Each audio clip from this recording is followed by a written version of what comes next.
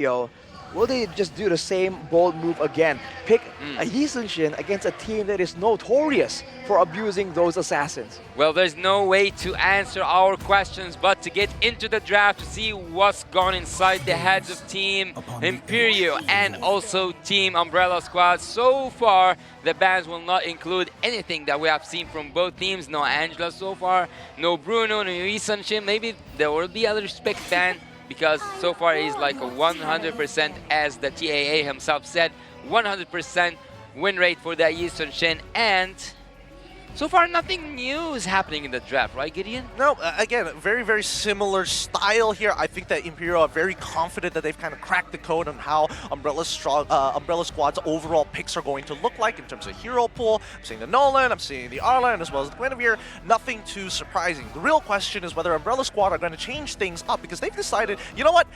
I'm going to stay on the red side. I want to be able to have that very last pick. Well, that's good and all, but now the first pick, what are they going to try and prioritize? They go for the 1-1, which means at least two heroes, right? I think they're going to let go of all the support heroes. I think that's the idea. So now, if Imperio go for a Faramis, let's say, they can go for a Mathilda Angela. If they go for an Angela, they can go for a Mathilda Faramis. It's been a very solid approach, and especially with the Mathilda, I feel like one of them has to ban it away, man. For Imperio, that means that the Assassins have more space to operate. For Umbrella Squad, that means that they can also be a bit more aggressive here with their signature chaotic style. Well, the hospital meta, as a wise man, I don't know who actually invented the term, but the hospital meta is the meta where like the supports are used, the healer ones especially. But so far, I think that favors Team Umbrella Squad if they wanted to take the Imperial style, but it's gonna be so hard for them to make it pull off or like to make it work, because I think that only Imperial knows how to deal with such dangerous jab, because no front lanes, because just Yu Zong that game, so there's nothing to rely on. Oh, and there's no umbrellas anymore in the audience. No one is bringing that umbrella underneath, like in the closed place, because some people might actually think that it brings bad luck. Oh, opening an umbrella Yeah. indoors? Indoors. Yeah. Yo, are they getting hit with the Asian buff? We'll have to see, man. But with the Mathilda ban out, that's going to be the Faramis for Imperio. Looking kind of sketchy here for Umbrella Squad. Now the squishy targets have that extra life in the fight. So we'll have to see here. What is the response? What is so costly that they're willing to let go of that Faramis? The Bruno? Possibly the Bruno. I mean, there's other early game marksmans that eventually scale towards the later stages. I think that Umbrella Squad, they might even consider Valentina here, unless Troublemaker is like, you know what, I've seen this before. Oh, a Faramis opener.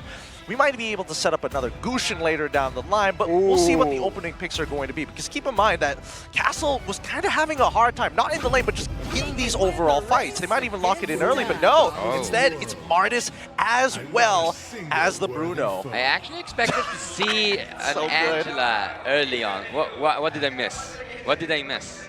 Angela not being there. Hey! DJY shouting out Mr. T-Rex. We'll have to see, man. Where? Earlier, DJY in the audience, he was shouting out, yo, hi Trex, T-Rex, whichever version you like from him. Mr. Wagner? That's my favorite one. I was saying that Umbrella Squad, I thought that they will take the Angela instead of Mortis as a first pick phase. Because right now, if you have an Angela alongside with that Paramis, isn't that the same combination? But again, it is. It is kind of the same. Having Paramis, Yi Sun-shin, a front laner, and then it carries on with a healer. It is very much. It is I can see again, a pattern here. Yeah, it's very much the same, and I think they're confident to be like, all right, let's lock it in, boys. Straight away, going for the Yi Sun-shin, not going for a last pick one. Well, you asked for a third game, Yi Sun-shin. And he has delivered. So, once again, thank you, Aurora, or maybe their coach. I'm not sure who calls the shots there at the very final draft, but still, it does give Umbrella Squad an opportunity to respond to this now that it has been just laid out in the open.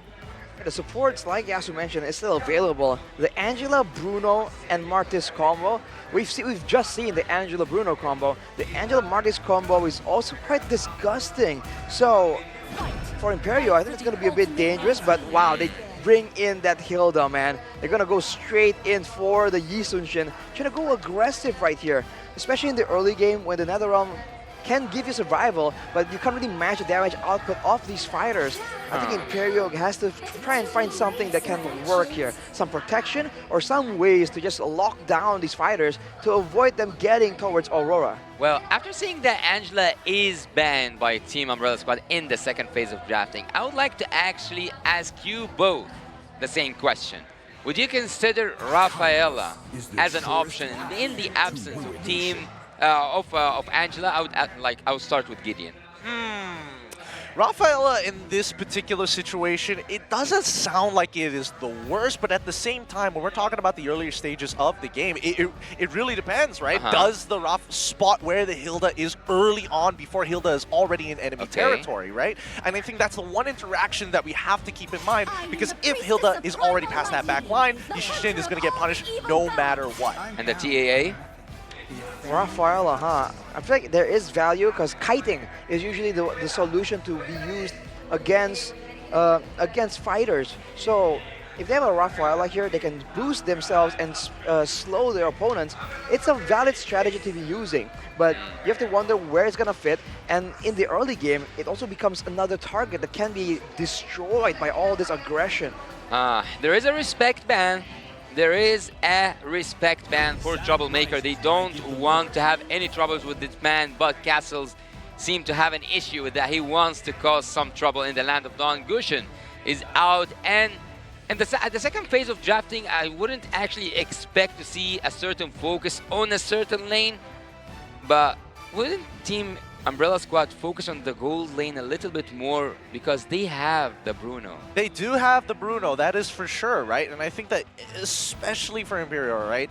What are some of the better matchups for them? They need to be able to kind of do just enough, and I think Ixia, if they really want, is a decent way to deal with it. Clint, interesting clause here, because keep in mind, Clint is not exactly the most mobile target in the world, so if Klee gets into that backline and he doesn't have his recoil, then his trapping recoil, then he's in a lot of trouble, and finally, we get to see the Kufra. The Kufra that's so popular in Indonesia and Philippines. It's going to make big moments happen here for sure. And with the switcheroo, right, the Tyrant's Rage, Tyrant's Revenge combo switched up with the penalty zone. It's a lot of things that the Umbrella Squad need to be careful about. The Clint, though, it's good trading in the lane. It's amazing lead game. And compared to the Ixia, the range and the AoE isn't as good, but there's more mobility. It is going to be answered by a Novaria, though. So I feel like it's quite even technically. It's only whether or not Umbrella Squad can really get that momentum going. Yeah, I agree with that. I think it's going to come down to the roamers in this particular game. They're going to dictate the tempo, and if something is going to happen, it's because of them. Well, speaking of technical, and because you are the tactical expert here, I think that, again, I have this habit. I want to lean towards someone's draft, and in this, I will go with Imperio. Quick, Gideon. I think I'm leaning just a little bit more to Umbrella Squad on this one. And you? I think it's going to be, I would lean more towards Imperio, actually. So we have 2 Imperio and 1 Umbrella Squad. But why did you say Umbrella Squad, though? Don't worry. I'm going to talk about Umbrella Squad all day here at the M5 World Championship wild card stage, as currently their opponents Imperial are on match point on the blue side of the map, all the way from South America. They're going up against the Umbrella Squad on the red side, looking to make a name for themselves and making sure that their signature style sticks. And that's why I love them. Yeah, you love them? Because they are so aggressive. And also because Defender is one of my favorite players. But hey, you know, that's a side thing. Yeah, that's a side thing. That's not definitely the main thing. So, at this match, we should expect to see something new. And they have delivered that so far. Ooh. Both teams have one opportunity. They need to take it to its best, because there's only one winner today coming out of here. And there is only one team that will go to the playoffs. For now, I think Marquinhos, there was a very early flicker, but it kind of saves him a lot of HP. So overall, I think that was a great call. For Umbrella, they're trying to make use of that early game aggression for sure. You can see the dueling between the roamers right here. Steffe trying to make sure that Fangor can't get in. We've talked about this before, man, but Fangor I believe it was Vanger, who has played this Hilda before. He doesn't really go that aggressive. He Oh, does no. now. Oh no, Marquino, he does, because of that missing. Wait, hold on, the turnaround coming in from Stefe halfway down the river. And even Aurora just looking for that opportunity. Quicksand Guard is going to make sure that Castle is alive, but Marquino, he's taken so much punishment, and now Stefe is going to have to receive a little bit of that to alleviate this pressure. If you have nothing to lose and have everything to win, you should do as Umbrella Squad are doing right now. Play aggressive. Play aggressive. Force, force, force. But who is a force of nature here for me is Aurora, man. He knows how to farm. He knows where to find the crabs, when to take them down. And so far, I think that IMPERIO are finding their base in their own way. Mean team, man. Oh, the flicker! And two! They all coming in from Castle, almost connecting. So very, very close. And this zones them out completely. Oh my goodness. Just the lane difference in terms of EXP. Aggressive, aggressive. That's what you need to try and go up against this composition. The Hilda, like we predicted here, not as aggressive. Still in the jungle though. But look at Aurora. He's still getting farmed. He knows he's going to lose a purple buff. So he just goes immediately to the orange. And this kind of decisive farming is what allows him to get so much more ahead. In the turtle fights though, I think Umbrella Squad definitely took the advantage there, but it's not a bad thing for IMPERIO to avoid engaging against a Martis, right? The last thing you want is for Marl to start snowballing, Well, especially with the killing spree emblem, bro. Well, how more aggressive can Team Umbrella Squad be? Because we have seen Aurora is the one who actually was bullying the jungle of Marl, but this time, everything flips around. A potential 3v3 here as Fangor getting aggressive onto Aurora's side. Yor is going to join this. This might just be first blood, but Fangor, he's out of there. He quickly pops the sprint, makes a run for the bushes, looking for any opportunity. Gets the Wilderness Blessing. No, doesn't matter. Yor should be able to secure first blood for IMPERIO Esports. 3 minutes before the first blood, a very different change, right? A different situation for both these teams. But while they were all chasing down the Hilda, Marl is just constantly farming. This is the other aspect of this Hilda gameplay, man. It's not only being aggressive, it's also just denying a lot of time. Marl takes the gold buff and he'll try to escape. Can IMPERIO find something? Flicker coming in from Marquino into Stefe, locking two against the wall. Even if you try to go for the Raging Sandstorm, you cannot get away from IMPERIO. You cannot get away from such wombo combo here from that Kufra and also from the Trizla, but the fights keep on. Troublemaker, he needs to land this shot. Oh, Bashin, he was like, I'm not giving it a single chance. Even the flame shot being blocked perfectly coming in from Stefe. Top side, tier 1, broken down. Lightning speed reactions coming in from Fashion right there, and that's a dangerous sign for Umbrella Squad. His netherrealm timing is going to be so important, but he does not have a Purify though, so there's a chance that Umbrella Squad can try and get something. The only real card control, unfortunately for the side of Umbrella, is the Raging Sandstorm. That's why Fashion can afford to go with this Flicker. Can IMPERIO come out on top in the early stage turtle contest now? Well, revealing the map of, I don't know what to expect actually, but this team fight will start now. Raging Sandstorm going to be landing on towards that back line. Stefe already down. Troublemaker finds him as the penalty zone comes through. Fangor is holding back as many people as he can, contesting it. Aurora gets the turtle, and Vision is able to take out Castle. Explain what just happened, Arashi. There was a mess. That was just IMPERIO being IMPERIO, man.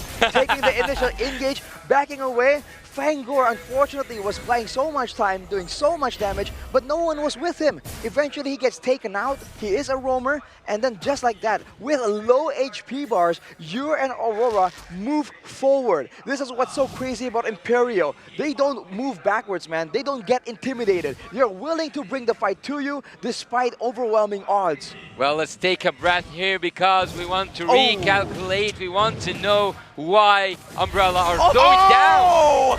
What a play! Aurora had a set idea of diving, and now they're going to commence the plan they had originally. Black Marsh is trying to get on out of there, but it doesn't matter. Stefe is going to take that kill, even though Aurora probably wanted to secure it. Might be a counter engage coming in from Castle. Lands 2 with a Raging Sandstorm. Tries his bless with the Desert Tornado. Marl finds 1 with an SMA, looking for a second opportunity, but the true damage coming in from Yor might just be enough. Marquino, he whiffs the penalty zone. Not like this.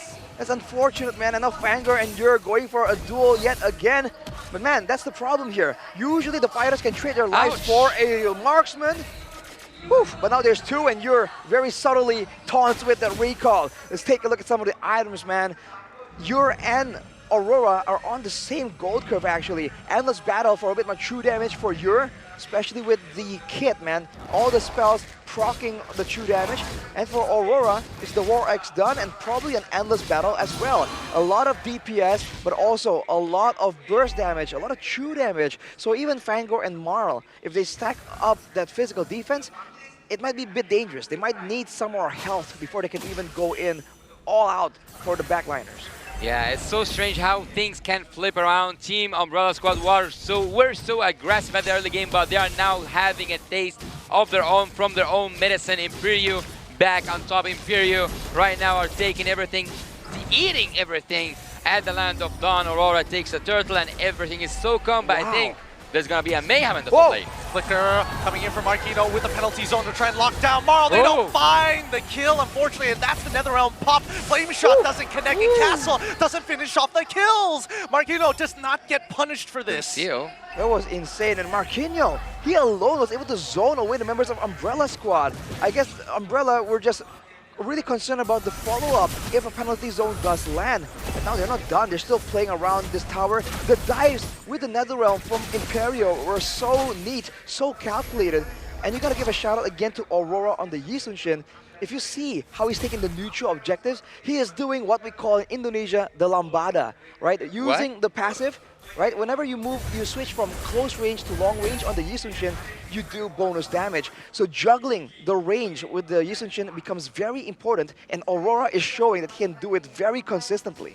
I bet he could do it with his eyes closed, to be fair, but here we go. Fangor might be in some trouble here. Steppe finds him. Good call coming in from Aurora, using that Mountain Shocker to get enough information to make this call fast and quick, and that's something that Umbrella Squad should be doing, but they don't have this type of info. Imperio Esports are just one step closer to that playoff. Steppe, you gotta stop this man, because he's currently on fire. Where has he been hiding this coup for a pick, man? We haven't seen it so far. Now he brings it out and is absolutely dominating. And on top of that, to make things worse, even in a full team fight, Umbrella, they're just falling so far behind against a late game comp yet again. The Clint, maybe the mid game is a bit lackluster, but the early to late and late game, that's where he shines. It's gonna be even more difficult because they do not have a frontliner, man. Castle is on a Khalid. Is it a sweep day? It's a sweep day for some people, but is it a sweep day? Because so far things are going that direction. Things are going towards a sweep for Team Imperio, but nothing is concluded before everything is settled down. Look at the moves, dude, from Aurora. Yep. Subtle jiggles. He's just dancing. Steppe. Wait, where's the follow-up here? As now Aurora is able to close this. Marquino's already jumped in with the penalty zone, and they find one on Troublemaker all by himself. Nicely done coming in from Imperial. Well, Troublemaker. you're just used the flicker to get a kill. He I think can't it's afford worth to do it. so. Yeah, I think it's worth it. And even Fangor, there's nothing much he can really do at this stage, right? Whoa. What? Why? Why?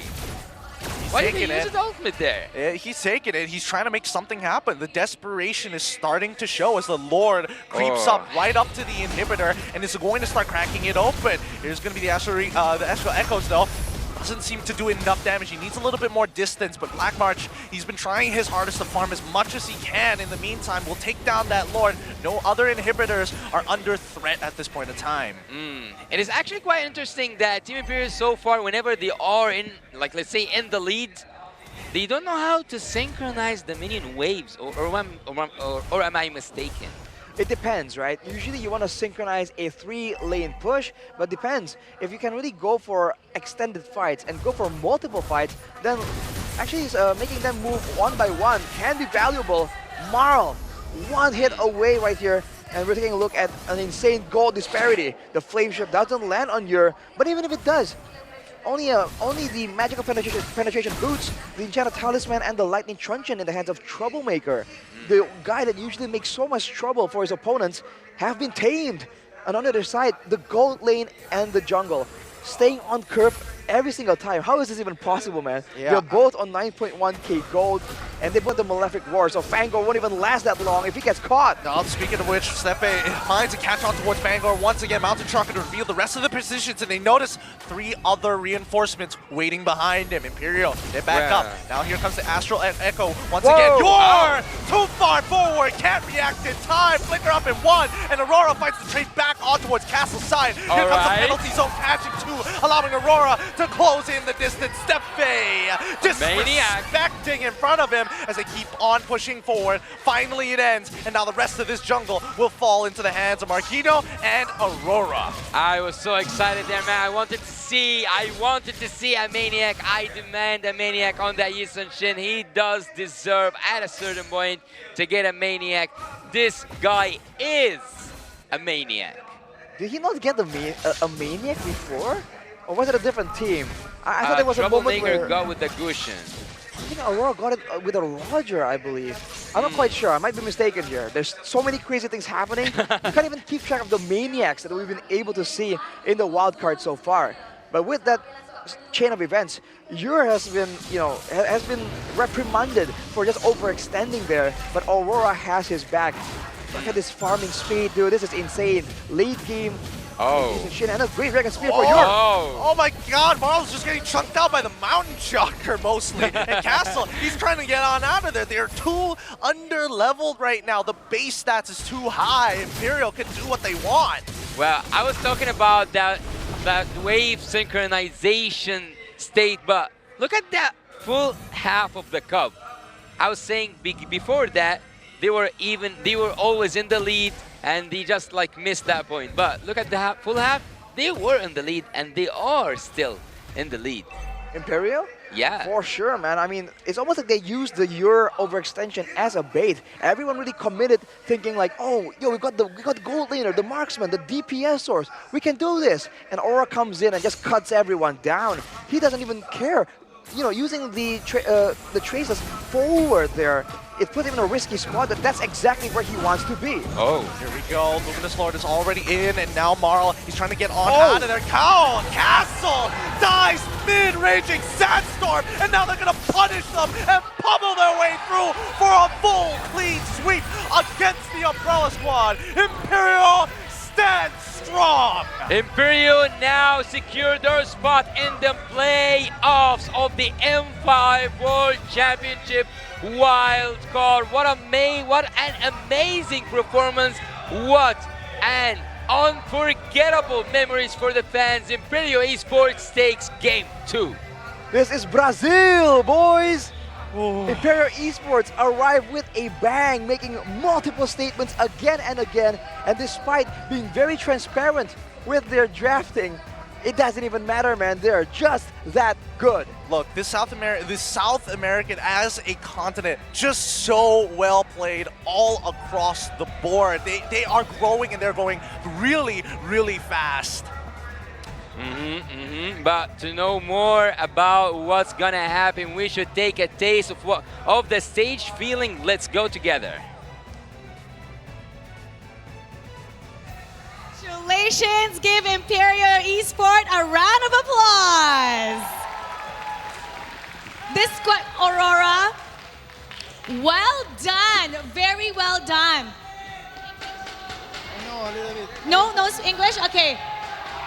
Hello, congratulations. First of all, I'd like to point out Aurora's Yisun Shin, 100% win rate. You haven't lost with Yisun Shin. And I'd like to know, why is that your signature hero right now, the Yisun Shin? Even though it's not in the meta, but you're still pretty confident using it and you haven't lost yet. Usamos héroes que no están en la meta normalmente y nos dan con resultados. ¿Qué piensas tú? Jisun es meta, es meta. Para mí, para nuestro equipo en específico es meta, Jisun. Sirve, funciona bastante, sí. For us in the Pacific, in Latin America, it's meta. Oh. It's different, yeah. And that is why you're doing so well. You're dominating, especially in the jungle. Out of everybody right now in this tournament, or possibly in M5 if you ever get to go there, who do you say is the biggest challenge that you want to face again to prove your strength? In here and in M5, if he gets to go there. So far in the wild card, who's the biggest challenge right now for him, a player, and who he's looking forward to in the M5 to see with his Yishan Shin?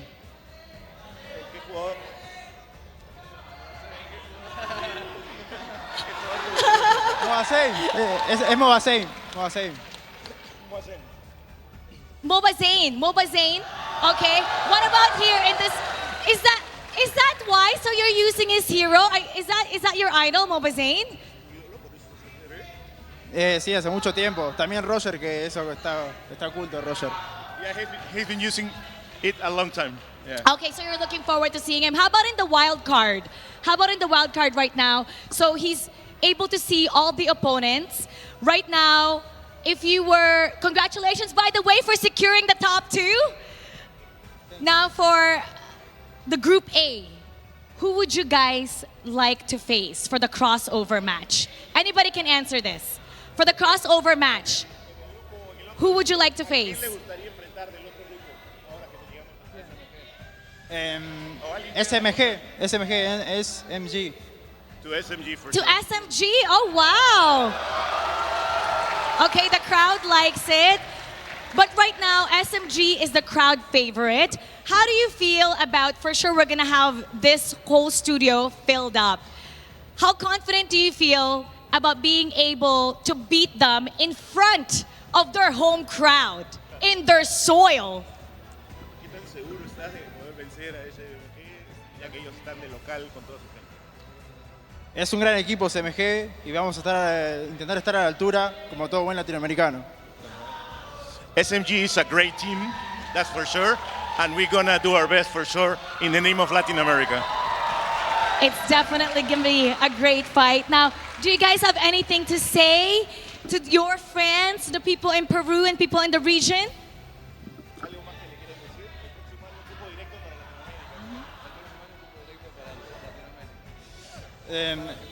El próximo año, cupo directo para Latinoamérica, por favor.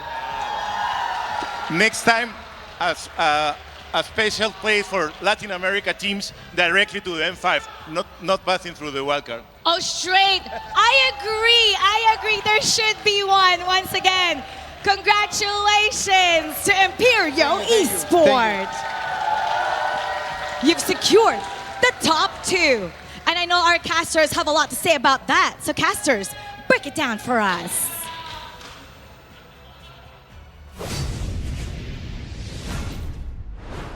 Well, isn't Aurora the guy with all the answers? He nailed every question. I would like to give a round of applause for him, not just for the performance, also for the answers he gave, because he wants to go up against the man himself, the Yisun Shin Master, MOBA Zane, and not just that, he wants to play against SMG, and not just that, he wants an M5 pass. He wants it bad. I can understand. You can feel it. Even though you may not understand the language, the body language, the tone, everything just reeks of passion. You gotta love the confidence, man. And now the MVP brought to you by ROG. I mean, is there even a question? 8-1 and 10, one slip up, but for the most part, an insanely good performance. Aurora making a statement yet again, and also still having an insane interview, man. You just have to love the confidence. And he says he's gonna win and do their best in the name of Latin America, dude. That is such a great statement, and that's what you want to see, dude. I want to see more of this, and honestly, I'm hoping that at least when their Super League decides to, expand a little bit more, have an English broadcast so we can understand what's going on there. True. Well, the quote of Yisun Shin says, "A true warrior never backs down from a fight." Is that, did I get, I think, I'm the one who saved my nation. Well, what was the quote? I want to remember, but my memory is not working. I will get back to you. I will get back to you. Basically, having fight in your country and not backing up from a fight sounds exactly like Aurora. Let's take a look at some of the highlights here by Grab, where Fangor tried his best in the early game, got some time, but overall wasn't really able to get a dominant shutdown onto Aurora. afterwards, in the fights, it just seems like they're able to actually kite back so well. Vanguard just not having any backup, doesn't really have enough damage output. And the rest of the team are just doing so well without the backline, right? As they are still occupied by the Hilda, it seems like the Tarizla and Faramis alone are able to keep the rest of Umbrella Squad at bay. And when that's the situation, how do you even come up here? In the mid-game though, it's all Steffe, right? All these pickoffs just came out of nowhere, man. We just did not expect this. I thought he wasn't in his hero pool, but Steffe just surprised all of us along with his team. And from there, Umbrella Squad were just in trouble. Big trouble. Super big trouble, man. I mean, like, that's the thing. When you see these scaling comps, like, not get punished in the earlier stages of the game, it just becomes, it almost feels like a snowball effect, but this is on par. This is on tempo for scalers like Yishin Shin. And I like the fact that Steffe, in particular, really steps up this game, right? He's not put on a hero where he's looking to set for everybody. He needs to be confident, and with the information provided, he can do everything, and the whole team chemistry is on par with his momentum. And even the individual performance there, right in the final moment, the play by Aurora to just secure the kill onto Castle, that was crazy. And you gotta feel bad for Umbrella Squad. It was a respectable attempt for sure. And for Castle, he went with the aggressive build right here, trying and get a winning lane. But even against Marquinhos, he was struggling bad, dude. 1v1, not really working out. Even when he lands the Raging Sandstorm onto the backline members, it didn't work out for his team either. That was the only one moment where they're able to get a pretty pretty guaranteed kill onto Ur when he landed the Raging Sandstorm, but it just wasn't enough. Marl on the Martis as well, not even level 15, man. That's how much control IMPERIO really had in the mid-game. They completely shut down a Martis with the damage reduction, with the crowd control immunity from his own jungle. I think a lot of this just comes down to the quick rotations from Steffe and as well as Fashion. Like, they really are benefiting a lot from this Wilderness Blessing in comparison to someone like Troublemaker, who it does take some time, but let's keep in mind, in terms of like ganking potential and reinforcements, I would much rather see a Faramis than a Novaria. Well, I'd actually...